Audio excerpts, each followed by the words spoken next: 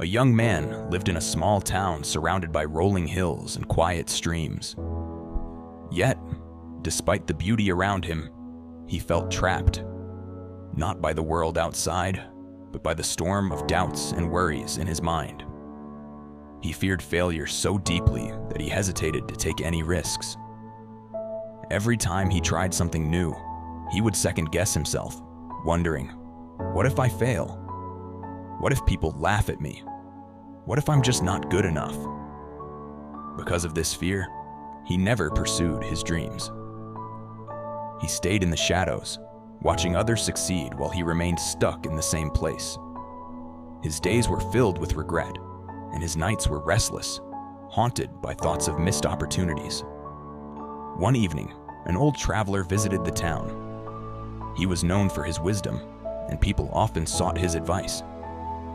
Hearing about the young man's struggles, the traveler invited him for a walk by the river. As they walked, the traveler handed the young man a small stone and asked, "Throw this into the water." Confused but obedient, the young man tossed the stone. It made a small splash and disappeared beneath the surface. The traveler then handed him a larger rock and said, "Now throw this one." The young man hurled the rock into the river, creating a louder splash and ripples that spread far and wide. The traveler turned to him and asked, "Did you notice something?" The young man hesitated. The bigger rock made a bigger splash. The traveler smiled. "Exactly. And just like these stones, every action you take, big or small, creates ripples. If you do nothing, there is no impact.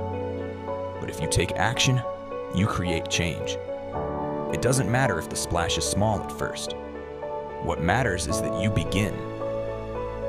The young man listened intently as the traveler continued. "You fear failure, but have you ever considered that failure itself is just a ripple? It fades, just like the ripples in the water.